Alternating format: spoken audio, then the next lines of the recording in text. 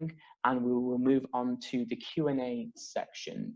So I'll stop my sharing the screen. Hi Adam, you've got a couple of questions, so Fantastic. I just thought I would leave these to answer live. So the first one is, could we use facts from the news in our personal statement? Yes, of course, if it's relevant to the course and it's obviously something which you've researched or it's something around the subject area which you're interested in, of course, as long as it's a reputable news source, that's absolutely fine, you can use that.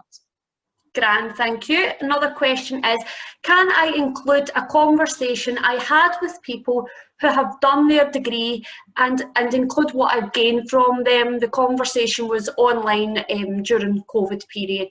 Yeah, of course. Once again, if that conversation is related around the course, and obviously because of COVID, you know, everything's a bit different in terms of getting work experience and getting other experiences as well. So yeah, as long as you explain what you've learned from it, maybe what skills you used and that as well, of course you can use something like a online conversation. Grand, thank you. And the final one just now is, what if you have two courses in mind? Just in case I don't get my first choice, how would I put both of them in my personal statement? They are kind of similar courses.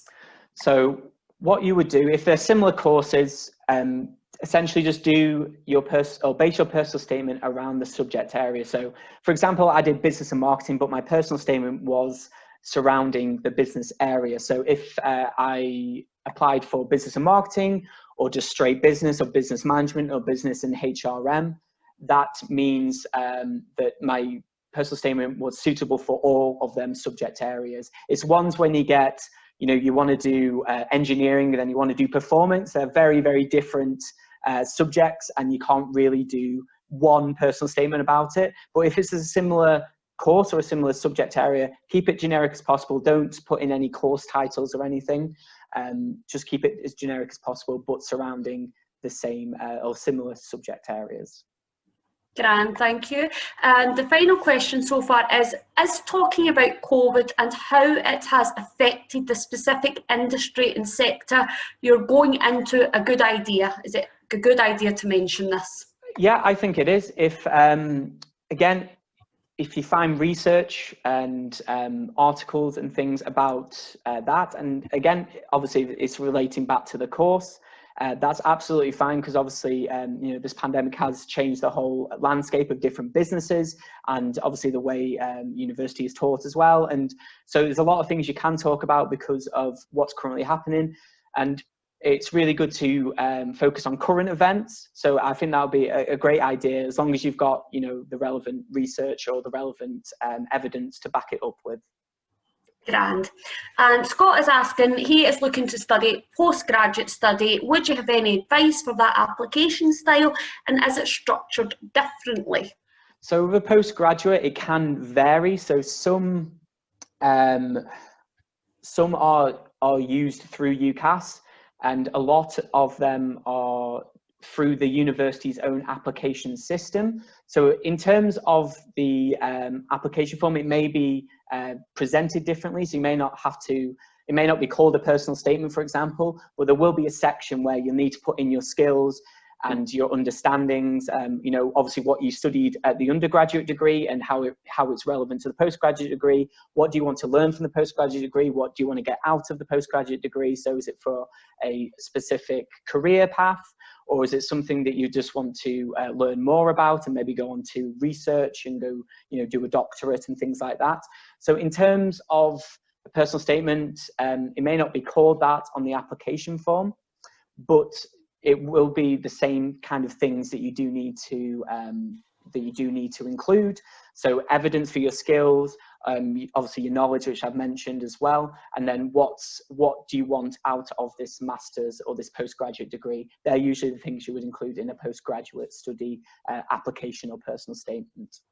Yeah, so the website should be quite clear on whether it's in the university application or whether you should be applying through UCAS. Like Adam said, some things are through UCAS, like teaching. There's some nursing stuff that's through UCAS, but pretty much everything else is through certainly our own individual application system, but it should be clear on the website, Scott, so hopefully that's helped you. Thank you. That's all the questions for now, so let me just quickly check the chat section. Nothing in there, so we'll just give it another wee second. Yeah, do you want to put in the, I know you put in the links at the beginning, but yeah, they've all disappeared. All Grant. disappeared now. I do apologise for that. That's all right. So maybe if you put them in again, just so yeah, we'll chuck them in at the bottom. Well, if anyone's got any last minute questions, don't hesitate to put them in there. But if not, obviously we do have the email, which actually I will type in there as well, just so it's easier to copy and paste. But our lovely Ask team will be there to answer any questions about obviously university, moving to Scotland if you're from outside of Scotland, accommodation options and things like that. So we do have, somebody's asked a question. Yep, so Caitlin has asked, do you have any advice on gaining more relevant experience, and will unis take this into consideration with the current situation? So of course universities, every university I would think would take obviously the current situation into account when it comes to work experience. So what you could do instead is doing further study. So that's, you know, further reading around the subject. If there's any kind of online workshops which are free to attend, done by, you know, professionals around the subject area, that's other things you can do. If it's for a particular course, like things such as like nursing, you can volunteer in some regard, even if it's remotely. And there are other options as well to do that. But I would recommend, if you can't get any, obviously because of this current situation, they will take it into account. I would expand your knowledge of the subject area by using, you know, reading the books, watching some documentaries, reading online journals, things like that, which will help you, give you the edge over other applicants. Absolutely. And can I just add, Josh has also asked a similar question. Sorry, my dog's squeaking his toy in the background. Josh has also asked a similar question. So obviously if you can't get the relevant experience, there's not really much you can do about that, but the universities absolutely will take that into consideration. But if you do also happen to have any part-time job, even if it's not relevant, you will be gaining a lot of transferable skills within your part-time job, usually anyway. So your speaking skills, your listening skills, all those sort of stuff, generally they are transferable skills that you will use in your degree and your career in the future as well. So you can bring them into your personal statement and make that relevant as well. But no, please try not to worry about it too much, because everybody is in the same situation with that, unfortunately. All right, so someone has asked how our interview is going to be held this year. So obviously it can depend on the course and what the interview entails, but majority obviously depending on, you know, in what situation, you know, if we get back to some sort of normality by the beginning of next year, which it's not looking likely, unfortunately, at the moment, everything will be usually be done online. So I had an inquiry about midwifery interviews, and they're either suggesting if it's safe to do so, they'll have socially distanced like group activities, or a socially distanced, you know, interview. So you go into an interview room, if it's one of that type of interview. If it's a group interview, obviously it's a bit harder to do. But I would say, unless anything drastically changes, and obviously going by the advice of you know, the Scottish government and the UK government as well, we'll have to see how interviews will be held. But more than likely at the moment, it will be over Skype or Zoom or remotely. Grand, thank you. So Josh has asked a couple of questions. So first of all, he had said, what about experiences I've missed out on this year due to COVID? Should I mention them, work, etc., things I had booked? So yeah, absolutely, Joshua. You've obviously tried. So, you know, that shows enthusiasm there. So yeah, Adam, if you want to add anything in. No, that's absolutely fine. Obviously, yeah, it shows that you were going to go to them, and obviously had them organised, and obviously because maybe you haven't done them experiences, again, you can say, you know, I did try and get them, and you know, again, it shows the enthusiasm. for the course that you're applying for. Grand, thank you. So one final question for the moment. I am applying for postgraduate teaching, and the interview process involves a live coaching session. Do you know how this will work?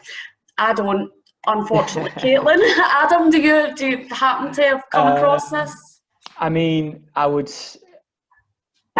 not sure. I would say for that, email the department. I don't know if this is for UWS or another institution, but if whatever institution it is, either UWS or another institution, I would say to email the department or the program leader if they're available as well, just to see if how that works. There's no harm in asking. But I assume everything would be done remotely if it's soon. Absolutely. Unfortunately, that's just something we don't know, Caitlin. It's quite a specific one question you've got there, and we're not involved in the interview process for any of the courses, unfortunately. But definitely, like Adam said, just give them a wee email or a wee call. They'll be absolutely fine to advise you there, so don't hesitate with that. If you don't have a specific email address for whoever invited you to the live coaching session, just email our Ask team, which Adam posted in the chat a couple of minutes ago, because they're absolutely fantastic and they can forward your inquiry on to the course leader for it or the admissions officer. All right. Mm-hmm. There's another wee question. So is completing CPD modules good to mention, especially if it's relevant to the course you want to study? Absolutely. Yeah, absolutely. Yeah, nothing more to add there. That's definitely something that you can include, especially if it's relevant. So yes. Absolutely, Scott. Go for it. We'll give it another wee moment for any further questions, and I'll just check the chat question. Yep. Chat box. I'll just grab a drink. Ooh.